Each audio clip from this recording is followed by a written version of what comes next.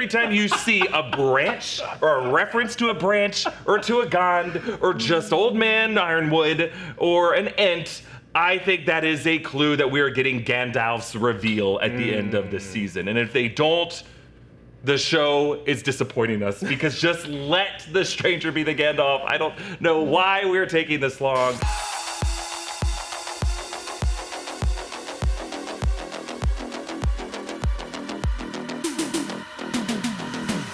Welcome back to the Break Room for another edition of today's Q&A with Erik Voss. I'm here with Evan Yee. Oh boy. We're gonna be talking about the Rings of Power, the first 4 episodes of season 2. Season 2. It's an exciting time to be a fan of the Shire. Yeah. Absolutely. Okay. What? This was such a huge Shire episode, season 2, episode 4. We got like the Shire from 2 different angles. Like we were kind of running through the land that will one day be the Shire, and sure enough, we get a freaking map and a Suzette reference over with the stores in Rune. This was just so crazy. And this episode, interestingly, gave us lots of like Lord of the Rings lore, and even had Elrond say, according to the lore, which is such a crazy, fun moment. But at the expense of like, I don't know, like plot for season 2. Sure. So I think different sides of the fandom might have different reactions to this episode. I mean, if you're just a Tolkien fan, you're eating good. But if you're just kind of tuning into this show as someone who's just like maybe not as aware of, you know, the connections to Tolkien and connections to the Peter Jackson films, you might be like just kind of tuning into this season and being like, wait, what's happening in with Celebrimbor and Sauron right now? What's happening over at Numenor? And so I can understand how people might feel like we're halfway through the season and we've barely gotten any screen time at Numenor. That feels weird. So if you have thoughts or feelings about that, I want to hear how all of you are reacting to these first 4 episodes, and maybe how you feel about getting those first 3 episodes last week and then this 4th episode this week. Do you feel like properly satisfied as you're consuming this season of content? Would you have preferred maybe all 8 episodes at once, or 1 per week? Or would you have preferred like certain episodes in different orders? Because it seemed like the first 3 episodes might have needed to come in different orders, or some plot lines were just randomly dropped in for episode 3 that could have easily been in episode 1. Sure. I mean, kind of off like release cadence and stuff like that. I mean, I'd love to hear your thoughts about just the series overall.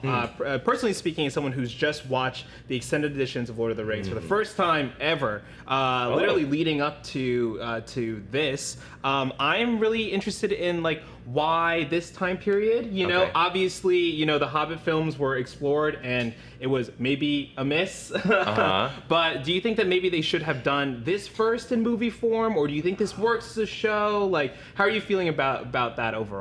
I think it works as a show. I know there's a lot of discourse right now about like, can you properly capture Tolkien in an Amazon streaming series form with 8 episode chunks at a time?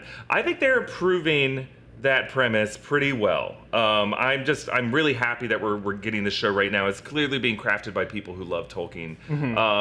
What I do like about it is the open-ended feel of it. We know the ultimate destiny of characters like Isildur and Galadriel, but there's a lot of road ahead in between then and now. I love the central premise of the show of trying to redeem a character like Isildur, who in Peter Jackson's films seemed like such a coward and a flawed man. But if you look back at, especially the extended editions, you really see that those opening prologues, and later when we revisit the moment of Mount Doom from that battle, it really is through the biased point of view of the elves, the flaws of men. And to have a series that looks at can men be redeemed, and is Isildur really being driven by guilt, survivor's guilt, as we see in episode 3 over his mother drowning. What I think this series ultimately is proving, what is Isildur hearing when he looks at a ring? And is that okay to be flawed? Ultimately knowing that the Valar will be on your side in the future.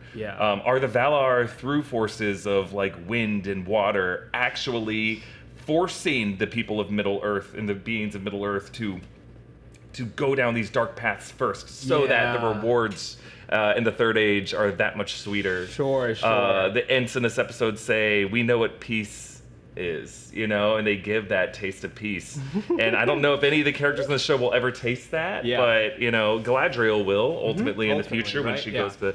So anyway, to answer your question, I think the flaw of the Hobbit's films is that they just made too many of them. It should have just been one film, so there's just like studio greed here. At least with this show, there might be studio greed, but is Amazon really recouping any of the costs with this show? I don't think so. I don't think that many people are subscribing to Prime Video just to watch this show. I think they are doing it arguably as a vanity project. Maybe Bezos cares that much about Tolkien to just be like, sure, hundreds of millions of dollars in this show. But at the end of the day, JD and Patrick are really crafting something really cool. And it just really, even at its worst, feels like a D&D experiment campaign of people who love Lord of the Rings and are just like taking elements from what they love about Peter Jackson, what they love about Tolkien, what they love about the Silmarillion, about just the appendices and the letters that he wrote, and just putting it all into this show and giving it their best. And sometimes the pacing and the plotting is misfiring. But at all times, it's clear that this is just a place you can go if you love Tolkien. So just spend more time in the world, right? In an extended way. No pun intended. Okay, so based calling out to the chat about the release schedule, I see Johnny Moves and Aunt Zelda both having similar comments about like maybe the episode premiere shouldn't have been 3 episodes, maybe 2, but also seeing that the weekly kind of schedule works. And also we'll get to our first question here too from Aunt Zelda, asking, do you think Cirdan's ship being knocked over by the water was Sauron or the Valar? Okay. So Cirdan, played by the wonderful Ben Daniels, has been so fascinating. If anything, I feel like I miss him in these like more recent episodes. We got a lot of him in 1 and 2. And I'm like, him and Charlie Vickers are like bringing so much to this season and enjoying their role and feel so confident in their roles. I feel like this season is putting a lot on Elrond. He is the moral compass of the show, and I think they're doing that to make Galadriel varying, being tempted by the ring. But to answer your question, I go into this in the Easter egg breakdown. I don't think it was Sauron or the Valar.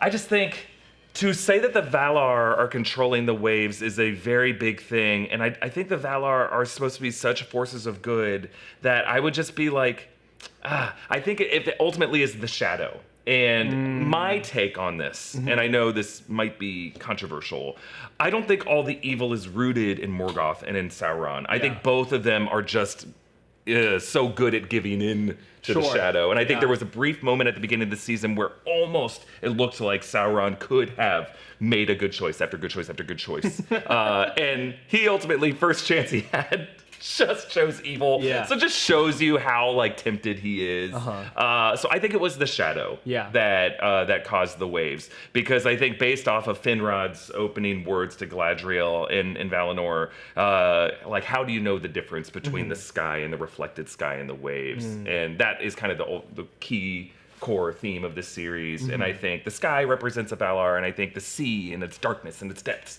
represents the shadow. The sea is what ran Halbrand directly into Galadriel. The sea is what took Isildur's mother.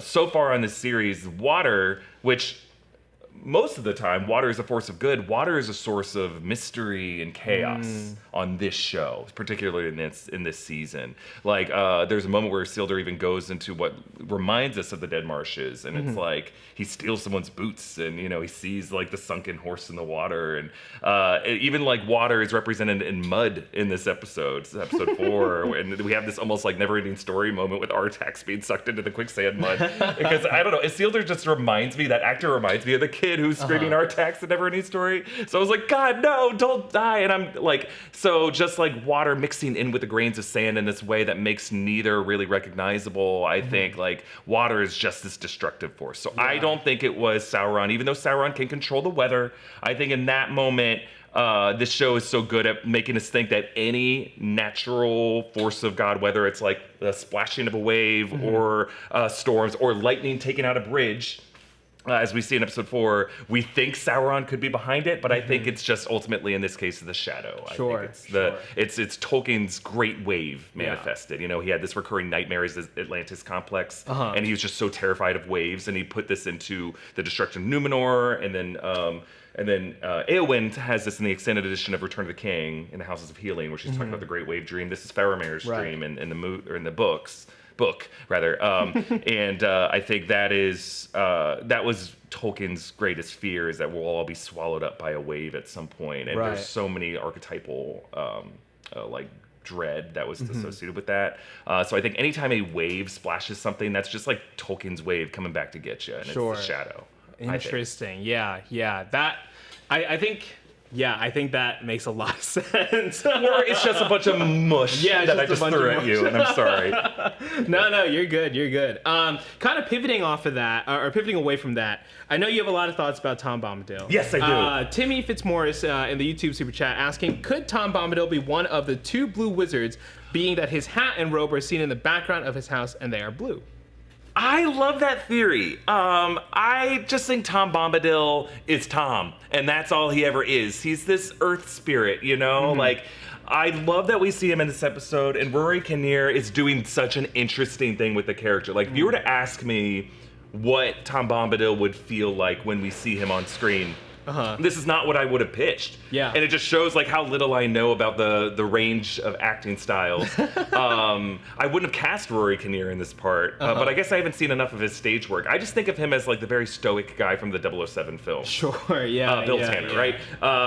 He's so good in this role, and he's not like a chatty Cathy who's singing his songs loudly. That's what I read when I was reading Fellowship in the Old Forest, and it's just like this guy runs around singing, and he won't shut up, because, you know, when you're reading the book, as I did after I watched the Fellowship film, I was like, get to Rivendell, like, come on. But he's singing, and now, you know, upon later reads, I appreciate it. The way he plays the character now is kind of like the quiet barkeep when you get to, you know, Scotland. I've never been to Scotland, so I can't claim that. But like, you know, you go to some bars and there's just this big bearded guy who's just kind of quietly humming to himself. But he seems like he's a million years old, and he just knows what you need, and he takes care of you, and he drags you out of a tree that ate you. You know, that guy? He's just kind of quiet and understated. And he's kind of like a goofball in a way. He's clearly talking to Goldberry in the other room.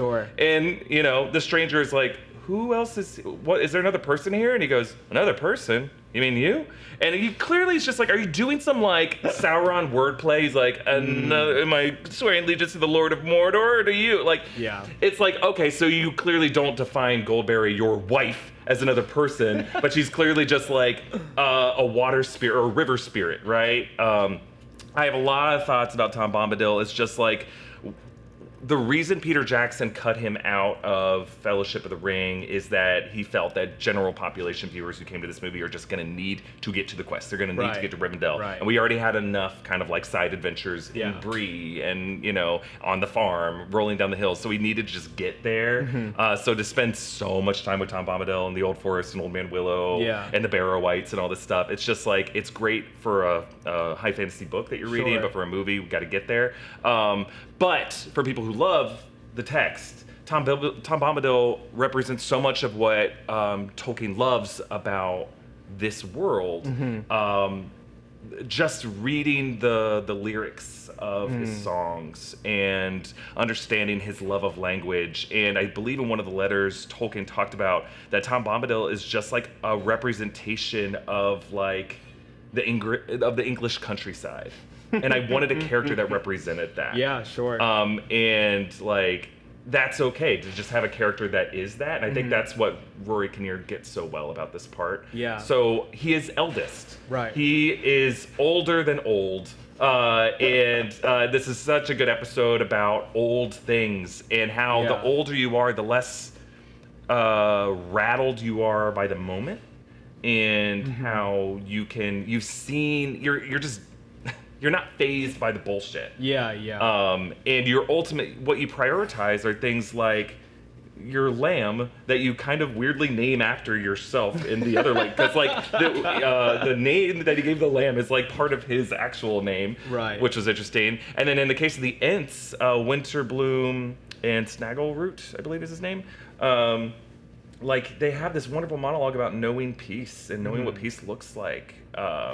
And both there's parallel lines between Tom Bombadil and the Ents where they say that like talking about light, and they're like they think of peace. They remember the first light on Moss, you know, and he's just talking about he remembers the time when the darkness was fearless. Yeah, and I feel like there's just a connection. Like both of them were there during the first, and even the First Age Wars for them, the Silmarillion events was kind of just like current events. Like it's not even history for them. It's interesting to kind of think about it too in that way. It's like, you know, if you are around for something like that, it's like, what do you decide to take with you, right? Like what do you prioritize and like what is important to you as like the way you move through life too. Yeah. And then for Winterbloom, she was just so pissed off because like the orcs on their warpath were felling these trees that she nursed. So it's just like adopted children for her that are being slaughtered. So yeah, she has every right to be mortified and furious. And then she even is just reminded by Arondir that forgiveness takes an age, but she has lived through that age and she has forgiven other people in her past. And I love the kind of coded messaging in this season about like it almost feels like Cat Stevens' father and son of like an older generation. And I don't know how old JD and Patrick are, but I almost hear the voice of Tolkien talking to his son as he's marching off to war in World War II, saying like, take your time, just relax, you know, think of everything you got. You know, it's like, just chill out because I've been there before and it's gonna be okay, but you got some dark road ahead, but I'm here with you. So to answer the question that had nothing to do with anything I said about is Tom Bombadil one of the two blue wizards? No. And I don't even, I don't think so. I think the closest we may get is a possible reference to the Stranger and the Dark Wizard are the two blue wizards, but I even think they're going to be different things. Yeah. Increasingly, it looks like the Stranger is going to be Gandalf, for reasons we'll talk about. Every clue was the thumbnail you clicked on. But I think the Dark Wizard might end up being one of the two blue wizards or just its own thing. Sure. And I honestly wonder if like the two blue wizards is something that this show didn't have the rights to. Because like, interesting. Part of the reason the show exists as it does is like they had specific permission from the Tolkien estate to tell this particular story. Yeah. But they could kind of follow the characters of the Silmarillion. But obviously Galadriel is in the Third Age events. And I think they said you can have a character that becomes Gandalf, but you can't call him Gandalf. So in this season, doesn't it feel like they're saying everything? They even call branches Gans. And then in this episode, the story is like, oh, so a big Grandalf. And the way she says it, I'm like, we know what you're doing. I just wish they would remove us from the mystery box of it, the way they did with Sauron. I'm like, can we just say that he becomes Gandalf? Call him young Gandalf now? Can we just get there, please? Just say it. Yeah. Garth Maul with the YouTube super chat saying, Tom Bombadil is Mephisto confirmed. Oh. Fun reference. No, Tom Bombadil's a sweet, sweet earth spirit. He would never do what Mephisto does, but he is as older than Mephisto. I think. He's always been there. For sure. SP Bat asking, who the F is the Dark Wizard? Yeah, I think that's kind of like the big question, because you cast Kieran Hines, right, from Lord of the Rings, from Game of Thrones. Right. And he had this specific role in Game of Thrones, but was arguably underused. He just had this pretty confined role and then was executed at Castle Black. I think the fact that he is so, like, there seems to be a lot of blood magic involved with him. I'm not crazy about the writing for the character right now. It feels pretty surface level evil. You know, kind of just like an evil wizard. He doesn't seem conflicted in any way, but I love the sorcery that surrounds him. I'm just not crazy about the writers right now that he's deploying to go capture. They just feel kind of like a bad episode of Clone Wars of just people who report to some guy on a throne somewhere, and it's just it's more meant for kids. And when I say bad episode of Clone Wars, I shouldn't say that. What I should say is like, it's not meant for me. Right, it's meant for people younger than me who Yes. just want something simpler and straightforward. Yeah. So I think that so far the writing seems pretty surface level. I read this confusing quote that our researcher Noah Chen found in an interview with JD and Patrick where they like used VFX and CGI to construct all the shiny masks that they're wearing. That like originally they shot a version of this where that's not how they looked. Okay. And they might be using ADR to give them different dialogue, or maybe they said the same thing, but they had to like make it sound like it was from under a mask. Right. And that's why the masks look so shiny, is because it's easier to make a shiny surface in CGI. Sure. I just have so many questions, and right now I'm like, I don't care about these guys, and I'm not interested in them. So he'll either be one of the blue wizards, or he'll just be his own kind of wizard. And I'm just kind of curious how many Istari we're gonna get on this show. Yeah, that's a good point. I'm curious. I guess also in the vein of identities as well. And Zelda asking, who do you think Brank, the masked dude in the elf-like armor and rune will be revealed to be? Their theory is that it's masked dude in rune was Celeborn until he slapped that lady in the last episode. Because no way that basic elf would do such a thing. Right. That feels so mean in that moment. That's like one of the meanest things anybody's done. Yeah, I that's why I'm just kind of like not digging it. But I mean, this is like an example of a subplot where I'm just like, get back. Like, there are moments like this, I'm looking at my watch, like, can we get back to a different storyline, please? Because I like all the lore with the stores and learning how they are now connected with the Harfoots and leading to what will one day be the Shire. I thought that was such a cool reveal. I love this kind of thing. It's just like the hunting of them in the Dark Wizard that I just, so far this season, and we're halfway through it, I haven't gotten enough answers about it to make me care about what he's trying to do. It's just too like, find them. I'll deal with it myself. It's like just kind of boilerplate. Yeah. All right, well, we'll get to some more questions, but first we wanted to give a shout out to one of our sponsors today, One Shot Energy. You know them, you love them. We talk about them all the time. Oh, they're gonna open on us because they're bursting with energy. One Shot Energies are a healthy and convenient energy boosting supplement candy for everybody. They make focus chews, energy chews, and voice drops for when your throat needs a little TLC. I do like the voice drops a lot. They're yuzu flavored with marshmallow and honey and peppermint. They're a game changer if you have a job where you have to talk all day. And of course, the focus chews help with concentration, have B, C, D, and E vitamins, and each energy chew has 75 milligrams of caffeine to give you a boost, which kicks in as you chew. And now you can get One Shot Energies in a new sour black cherry cola flavor. Ooh, I like that flavor. Nice. All One Shot Energies products are plant-based and naturally sweetened without a bunch of fillers and chemicals. Get started with One Shot Energy today by going to oneshotenergy.com/newrockstars for 10% off your order. And of course, check out nerdriot.shop. Eric's got a Horse Boy shirt on. Horse Boys, let's go! Giddy up right now, we're Horse Boys. I didn't know we were doing Rings of Power today. I was just wearing this Horse Boy shirt with Gandalf in the moon. I love this shirt. This was actually a pitch from our editor, Joshua Hurd. He was like, can we do, because I was just saying that in the deep dive episode of the Two Towers breakdown, and I was like, Horse Boys, I love this concept. And then Josh was like, that needs to be a shirt. So I was like, let's do it. And then we just came up with this 3-wolf moon design with, Shadowfax is in there. Incredible. Yep.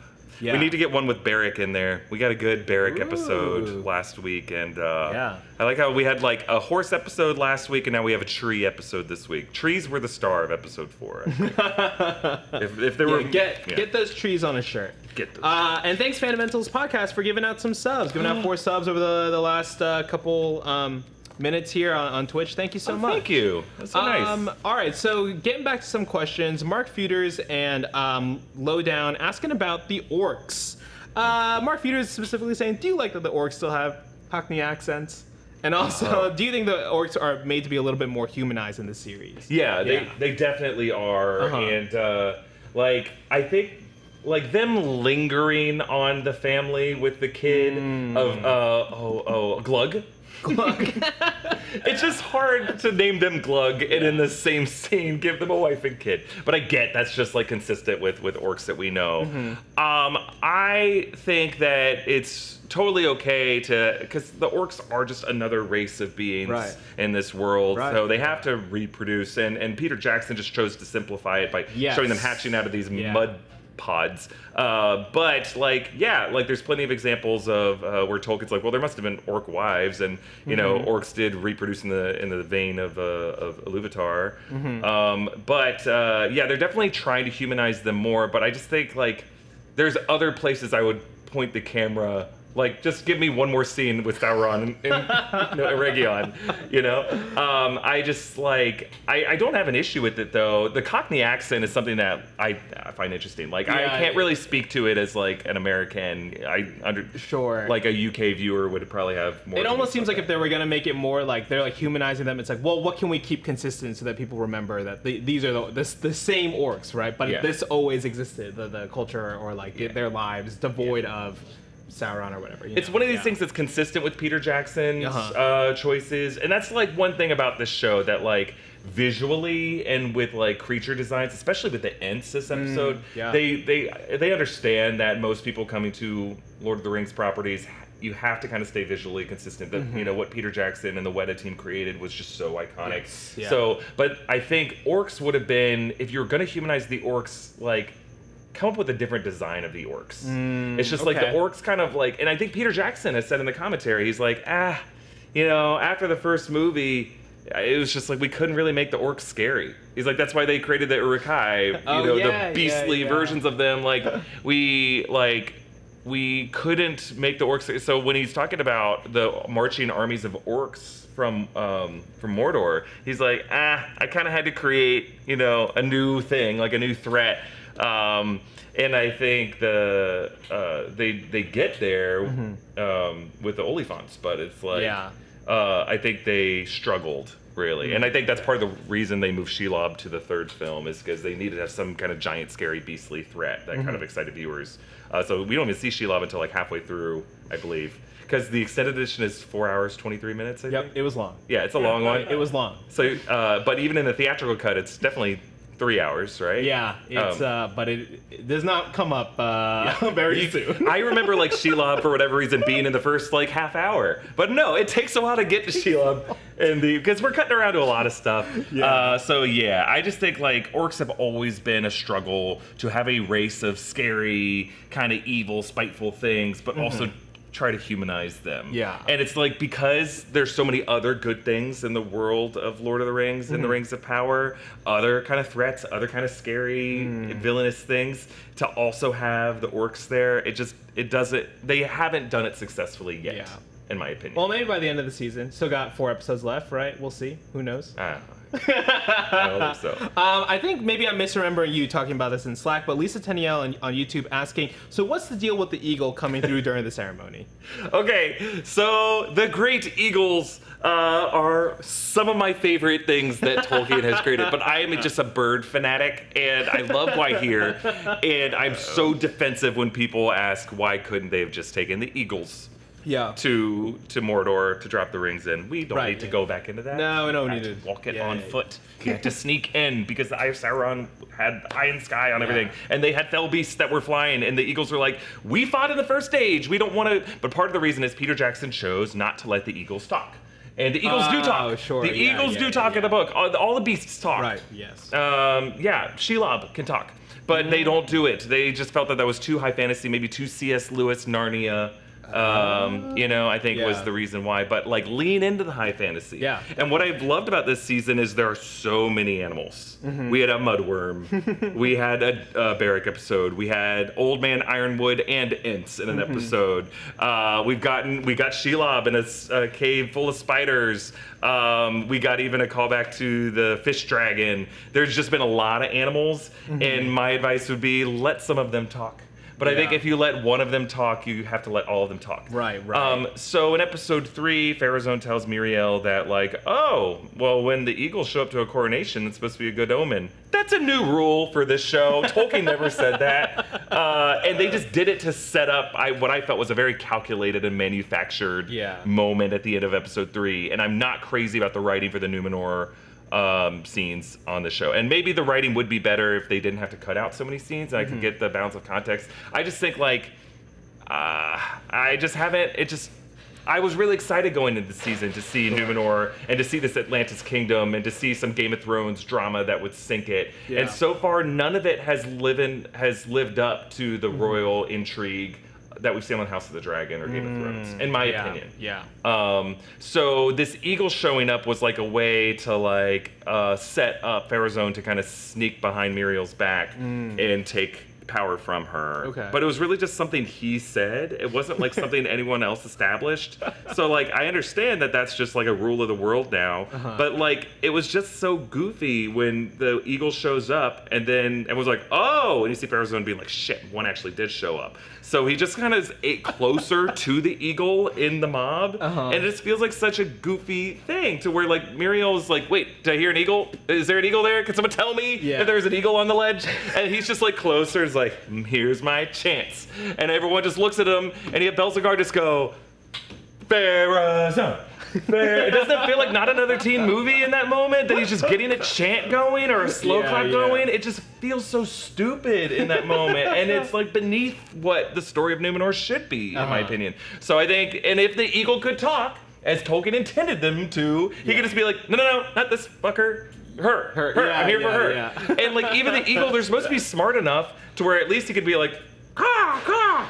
Right, and swipe him off the ledge, or like eat him, or just like nudge him over gently and be like, caw, and point his head and his beak to her. Like it just feels like, and instead the eagle's just like, caw,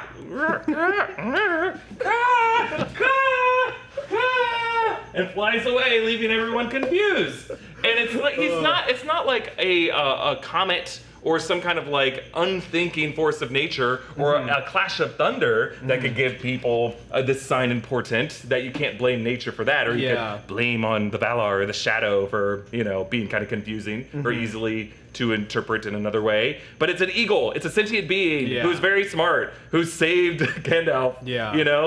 And ended up saving Sam and Frodo, and were active players. And we saw that in the prologue sequence of the first episode of season 1, as we saw the War of Wrath and all this stuff. So like, you can't just make eagles just random birds who show up like Articuno and then fly away. And then like, so I'm just like, I'm not crazy about what they did there. Yeah, I mean, do you think that they, like, probably budget aside, right? But do you think they would lean into some of that, like, sentience? Like, do you think, like, by the end of the season or, like, in future series that they could, like, be like, let's see the Eagles community and how they communicate, if it's not, like, by talking, but by other means, to, like, indicate that they're not like just tapping their talons in Morse code or something. I think if they let them talk at some point, it's going to be a big, wait, what? Because they're going to be like, we just chose not to talk at that moment. I don't think they are. We'll see. I assume the show will get a season 3. But like, we're talking about 8 episodes a season coming out every other 2 years. Yeah. And they have so much that they're doing. I think if anything, they're just going to like pretend it never happened. I mean, they basically did that with Bronwyn in in Pelargir. Like the actress is like, I'm retiring from acting, and they killed off the character with a foul-tipped arrow off screen. That's how TV normally works. It's like an uglier making sausage process. They're never got good at it, unless you're just like you're what's his face from Breaking Bad, and you have it all figured out from the beginning, and you can craft the show. But I think Breaking Bad just gave people unrealistic standards of how good TV can be. Yeah, Vince Gilligan said, hey, hold my beer, I will say, I'm sure this has been done before, but we need the Eagles to talk just so they can be like, they couldn't fly, you fools. Yeah. They couldn't fly. Or they just wouldn't. I think I want to hear the Eagles say, like, I didn't want to fly directly into the eyes of Sauron and fell beasts that would kill me and my friends for a mission that may not even work, especially if the squad you're picking has, like, 2 men on it. You know how corrupted Boromir could be? And he might just get the ring? No. And also, the Eagles are probably like, okay, if you give an eagle a ring, one of those eagles is going to get tempted and be like, yeah, baby, and make it the worst possible scenario of an eagle with a ring, because we know the rings can change size when Isildur held it in his hand. It was massive, and then went shoo, and then so it can fit on an eagle talon, and that eagle's going to use that ring for the worst stuff. So the eagles might be like, don't give us the ring. I think that leads into a good question from Brandon Barrick, who's in the chat on YouTube. Thank you, Brandon. Who asked, why did Sauron come back in human form? You know, if you could just be anything else. He is a shapeshifter. He could come back as a werewolf or anything, really. Yeah. A vampire. We know he loves that. I think he comes back in a human form in this show just because Tolkien said that he did. No, I think no, he comes back as Anatar, the Lord of Gifts, just because that is what appeals the most to Celebrimbor, right? Okay. And that is something that this season pulled off in a way that I never thought that they could. And it worked. That moment works. That hits so hard because you see it from Celebrimbor's point of view, and he's just someone who needs like an angel to be helping him and to be validating his work. And that's, Sauron read that and just delivered it with this like heavenly imagery. So he is the Lord of Gifts. And I think that is an unassuming form. It's an elf-like form of Valar shape that just really speaks to the elves who are crafting these rings. And it works on Celebrimbor. What I'm waiting to see is like Galadriel's reaction and Gil-galad's reaction and Cirdan's reaction, because like what I'm not crazy about in the first half of the season is like they keep inventing these reasons why they can't be in Eregion. But there was this moment where Galadriel touches Nenya and Nenya gives her this vision of like, you see a dark-haired version of Sauron and Halbrand in this episode. You see him picking up the crown, three-pointed crown that looks like it's in the same scene. You see Elrond with a knife to his throat. You see the courtyard of Eregion as the statue of Fëanor is being toppled like the Saddam Hussein statue. And then Elrond and Gil-galad are in the corner just watching it. So like, I don't know if that's a possible future or something we'll get in episode 5. I hope it's something we get in episode 5 or 6. I want to get there, because I need this show to prove to me that like it's not just geographic separation that allowed Anatar to so effectively deceive all these people. Because even Durin and Diza were like, so who are you? How well do you know Elrond? That doesn't sound like the Elrond I know. And it's just so far, I get that Celebrimbor can be deceived, but for everyone to be deceived. And everyone has to be. Because we heard Cate Blanchett in the Fellowship prologue, and she goes, but they were deceived. They were deceived. All of them have to be deceived. That's the only way this works for me. Exactly. Yeah, that's a great point. Speaking of Celebrimbor too, GSU Eagle asking, are either of you familiar with Celebrimbor's history and involvement in the Shadow of Mordor games? I think those games are technically canon since the estate was involved. I don't know. I got to play that game. Now you gave me something else to do. And that's kind of the interesting question, how, like, what is considered canon? Because if the Tolkien estate said so, and the Tolkien estate gave their blessing, blessing in the form of thank you Bezos for these millions of dollars. But I think when it comes to like canon, maybe we should just retire the word canon. I know, just because it became such a wedge point in the Star Wars fandom, and I hate that happened. I hate that like the Disney buyout led to this situation where so many wonderful stories were no longer canon anymore. And I just think do we need to know whether something's canon to care about a story? I don't think so, right? I mean, so many people love fan fiction and love the writing fan fiction, obviously, and that those are just fans making it, right? Not like people officially signing off from a company. And I think the having the ability to explore worlds and explore like these settings that so many people love so much and would love to tell their own stories in, I think it's great and fun. Maybe we should blame like Kevin Feige and the Marvel Cinematic Universe for just like making us care so much about the interconnectedness of this. But what Feige did so well in the MCU is like when you would watch a new project, it made you love old projects more when it connected to it and made you excited for future projects. They haven't done that well in recent years. But like when we watched Avengers Endgame, it made Thor: The Dark World in retrospect look better than that movie really was. 100%. But I can't think of many examples. Like, arguably, some of these, the Ahsoka series, the Mandalorian series, made some episodes of Rebels and Clone Wars feel a bit better, but I think people who loved those episodes loved them just as much. I don't know if the Ahsoka series made me like the Darksaber Sabine Wren episode of Rebels that much more. It just made me want to go rewatch that episode and be like, I like this more. So, I think it's a sign that the show is not doing, or the movie or the show is not doing its job if it makes you think about canon that much. Yes. A show should draw you in that much that all you care about is the show you're watching in this moment. 100% agree. Yeah. I also, you mentioned, Cate Blanchett's narration in the first movie. Also kind of like thinking about the connections to Rings of Power and Fellowship. Johnny Moves asking, do you think we've seen any of the future human ring bearers or Nazgul? Yeah. Yeah. I hope so. Because then it's like, then why are you introducing this character? Sure. I've been crazy about the character of Theo from the Southlands and now in Pelargir. The Lord of Pelargir, this episode according to Arondir, which I thought was an interesting thing to call him.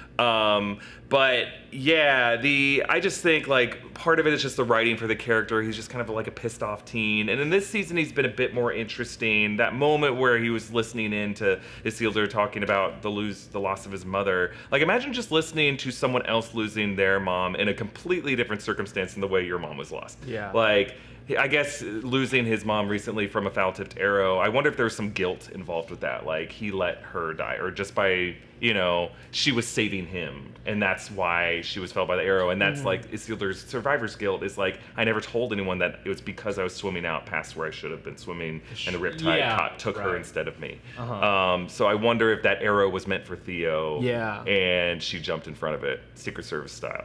But yeah, I think Theo is because we originally thought Halbrand before we knew Halbrand was Sauron, we're like, oh, he's going to be one of those ring wraiths, one of the 9 kings who carries the rings.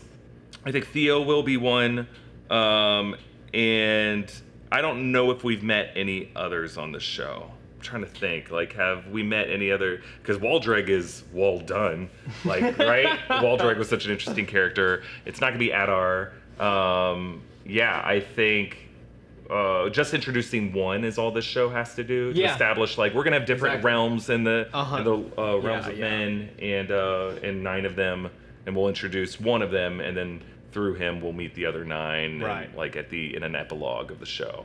It's just like Theo is just like they're trying to write him in a way to where he's like broken in certain ways, but he's also just kind of a little shit. Yeah. So I think that's why they're like, oh, see, he's just a flawed character who is like, even though the Southlands tried to recover from the wars of the previous age, it kind of resurfaces in the next generation. He's like kind of a little neo-Nazi. Yeah. Right? Yeah.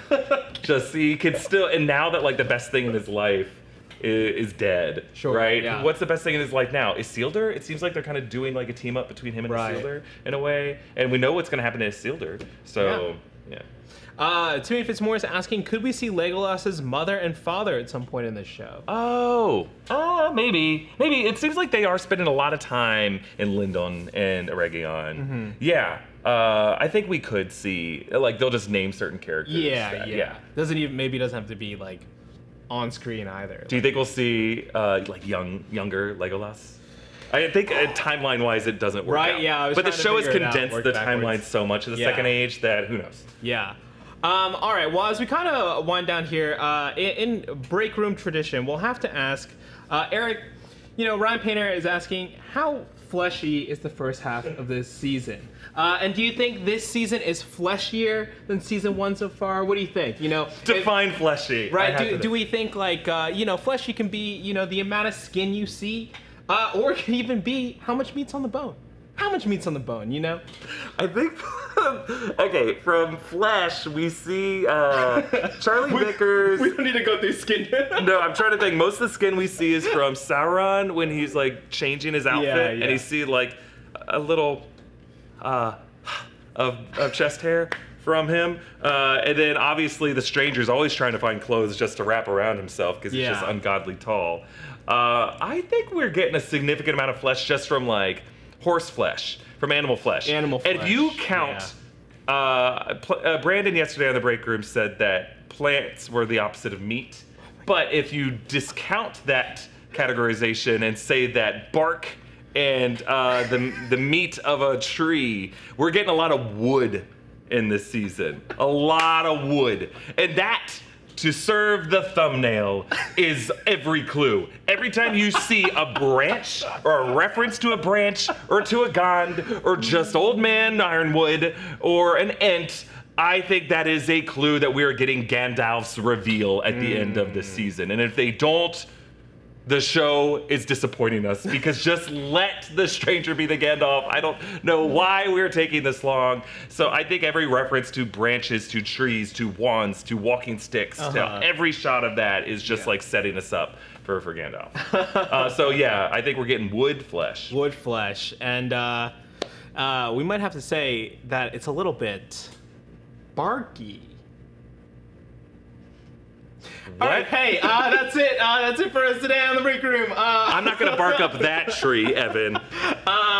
Eric, what's the rest of the plan of coverage for Rings of Power? What can people expect on the Break Room, on New Rockstars, you know? Ooh, I am seeing it is ready to review. Oh, wait, no, it's not ready to review, but it will be ready to review soon. So our breakdown of the first 4 episodes. So a true Easter egg breakdown of episodes 1, 2, 3, and 4. We're doing it all as one video. I wanted to try to do 1, 2, and 3 as one video, and then 4, but it's just like I literally didn't have time to watch. We thought we'd get screeners from Amazon Prime, but we didn't this time. So I just had to watch them as they came out. And I'm tired at the end of the day. So I just I watched them throughout the weekend, and by the time I was able to actually sit down to write, I'm like, oh, we're already so late in the week. Let's just merge it into one big video. And you can watch it at their leisure. So that video will be coming out Friday. Depending if you're watching it, it'll be like a couple hours from now. It may already be out on the New Rockstars channel. And then we're gonna do the same for the second half of the season.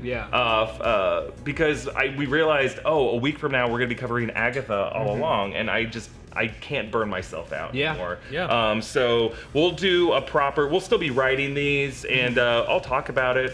If you have questions on if I'm on the break room talking about something else, you can still ask me or hit me up on Twitter. I'll try to respond. So we'll do a full season 2 breakdown that will cover the back 4 episodes. The first week of October on the New Rockstars channel. We'll probably do another one of these again at the end of the season. Yes, so, we'll do a Q&A with all of you. This has been a lot of fun. Yeah, we'll make sure we do a little bit more heads up next time. But thank you everybody so much for watching. Make sure to subscribe to the Break Room channel on YouTube and on Twitch, and of course subscribe to New Rockstars and the Deep Dive. Follow the Break Room on social media, where I post about Venom Frog. There's a Venom Frog, there's a Venom Horse. Venom the Last Dance is giving you as many animals as the Rings of Power Season 2 is. And I'm here for it. Venom Frog, my whole new personality. Put that on a frickin' shirt. All right, we'll see you later, everybody. Goodbye. Bye, everybody.